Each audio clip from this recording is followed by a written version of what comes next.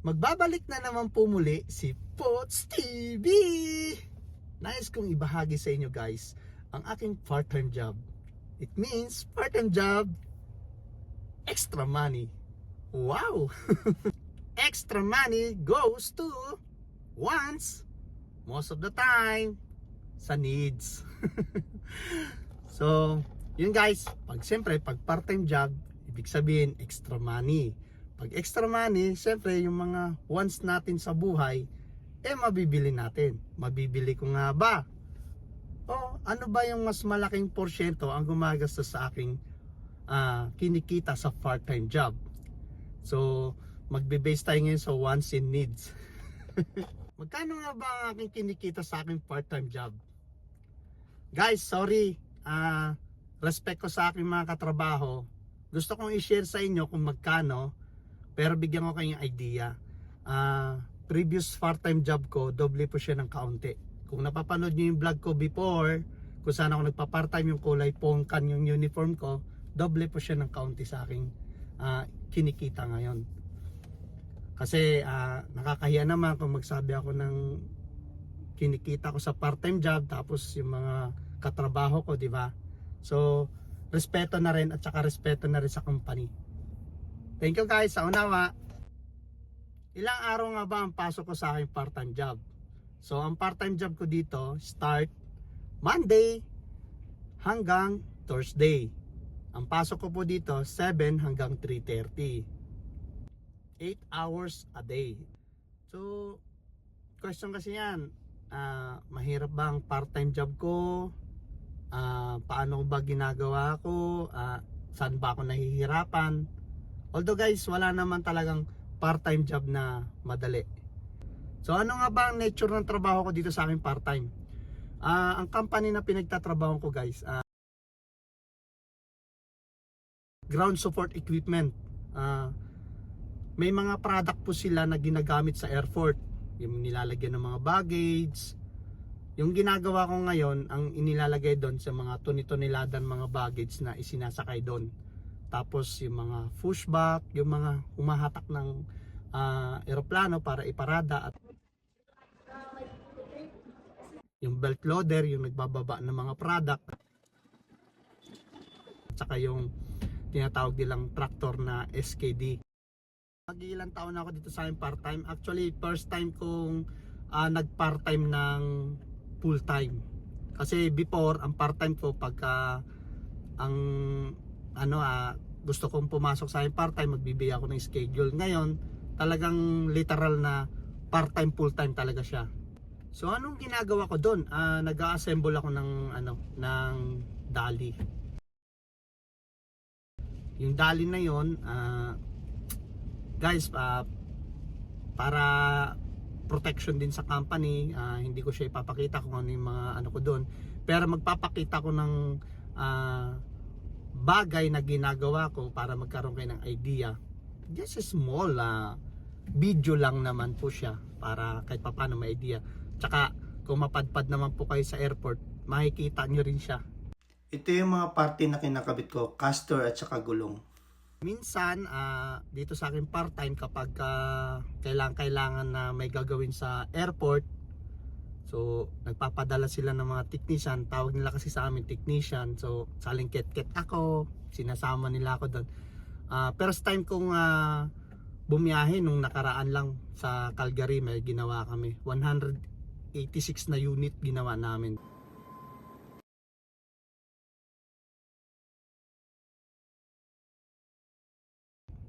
Yun lang guys, at least may idea na kayo sa akin part-time. Kung may magtatanong naman po, Pots, mahirap ba? Guys, pagka gusto mo kasi, tsaka yung willing kang magtrabaho, yung nag-i-enjoy ka, hindi siya mahirap. Mahirap siya sa physical, pero pagka natapos na yung 8 hours ko, pag uwi ko sa bahay, nawawala rin naman yung pagod ko sa aking mga junakis. Nako, pag sumalubong, manggugulat, alam mo, kahit alam ko naman nagugulatin ako, kunwari lang ba. So yun lang guys, nag-i-enjoy ako ngayon sa akin part-time. Sabi kasi nila, mahirap sa pag balance ng time. So nagagampanan ko pa rin naman yung aking responsibilidad sa part-time ko. Pagdating sa bahay, pag may chance na maigala ko yung mga kids ko, ginagala ko. Tapos minsan si Commander, sinasama ko mag-grocery para kahit papano makarelax din naman sa labas. Nabigyan ko na kayo ng idea sa aking part-time. Gusto kong i-challenge ngayon kasi sweldo ko tomorrow. Masarap pakinggan, masarap namnamin kung every Friday ang sweldo kasi parang offset kasi yung dating na ang sweldo ko sa part-time. Kunyari, so sweldo ko ngayon Friday sa aking part-time, tapos next Friday naman sa aking full-time. So ibig sabihin sa isang buwan 4 times akong susweldo. Gusto ko ngayon magkaroon tayo ng challenge ba na worth it nga ba ang part-time job ko. So ngayon guys, magwi-withdraw ako sa bangko ng $100 o katumbas ng 4,200 sa Pilipinas. Kasi kanina na-receive ko, nag-text si Mrs. may pinapabili. Tingnan natin kung hanggang saan aabot ang aking $100. Hindi naman tayo makakabili ng item doon sa grocery kung wala pa yung pera. So i-withdraw muna ako sa bangko ng $100. Tingnan natin ngayon kung gaano kamahal yung mga bilihin, makakatipid ba ako or hindi. So guys, saglit lang ha, i-withdraw lang ako saglit. Nag-withdraw ako ng $100. So tingnan natin kung hanggang saan aabot yung $100. Worth it nga ba mag part-time job? Nandito na ako, tara na, punta na tayo sa grocery store, may bibilin tayo. Tayo na magwaldas. Magwaldas ng kinita natin sa part-time. Tara, let's go! Malakas ang hangin dito sa labas. Dito tayo pupunta. Ang lamig. Ito guys, yung pinapabili ni Commander. So, $93. Ito pa yung isang pinapabili sa akin. So, 14.27. Pagka ganyan ng presyo guys, wala pa yung tax na yan. So yan lang yung presyo lang ng item. Guys, napamili ko na yung mga pinamili ko. Are, pinagdag ko sa aking pinamili, avocado, lakas ng hangin, snow pa. Napamili ko na yung tatlong item. Yung Abino para sa aking batang makulit, yung aking maliit na si baby Sheshe, and yung sabon para sa aking mga dalaga, at yung avocado para sa akin. Nagkakahalaga siya ng total 47.86. Meron pa akong gagastusin na 52. Samahan nyo ako. Meron pa ako isang bibilhin. Yung nauna kong pinamili, needs, kasi yun ang utos sa akin ni Commander, kaya needs yun. Kaya kailangan masunod. Itong bibilhin ko naman ngayon ay wants. So meron na kasi akong activity na gagawin ngayong summer. So actually hindi siya kasama sa aking budgeting, pero napabili ako. So kailangan ko siyang bayaran. So ngayon guys, puntahan natin yon. Dito ako ngayon sa discount glass. Dito ako bumili ng item na kailangan ko sa aking project ngayong summer. Kasi unang-una, business ng Pilipino. So ang may-ari nito Pilipino. Shout out nga pala sa discount glass. Thank you so much. Siyempre, ang bibili Pilipino. Siyempre, sino pa nga bang magsuportahan sa ibang bansa kundi tayo mga kapwa Pilipino. So, pag may nakita tayo guys na business ng isang Pilipino at kailangan natin ng mga item na doon din meron din sila, suportahan natin. Kakukuha ko lang ng item. Ito yung nabili ko.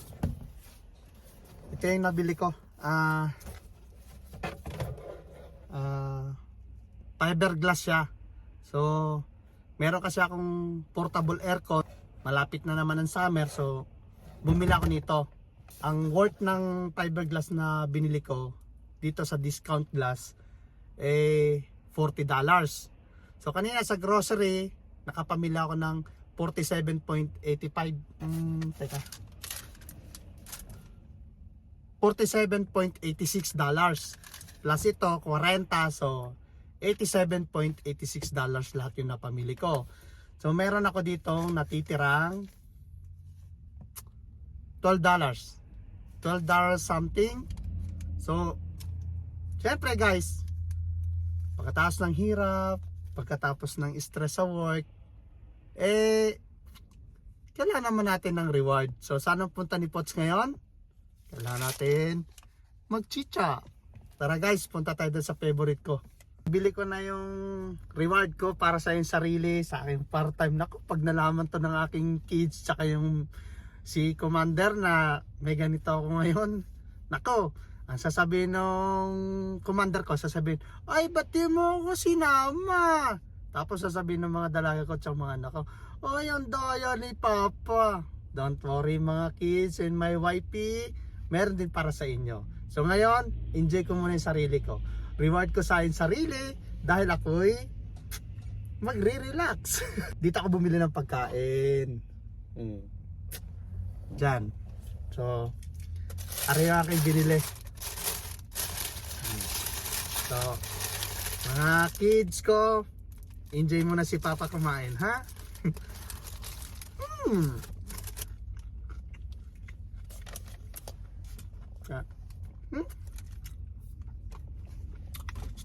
So guys,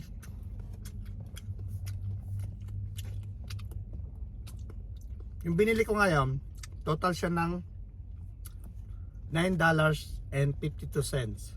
So, suma total ang nagastos ko ngayon doon sa winidraw kong $100 ay pumapatak na 98 lahat.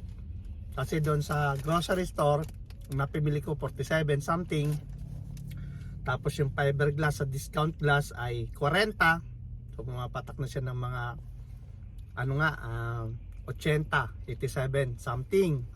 Tapos ito naman $9 something. So kami dito sa Canada guys, sa kinikita namin sa part-time, kung titingnan natin malaki ang income, di ba?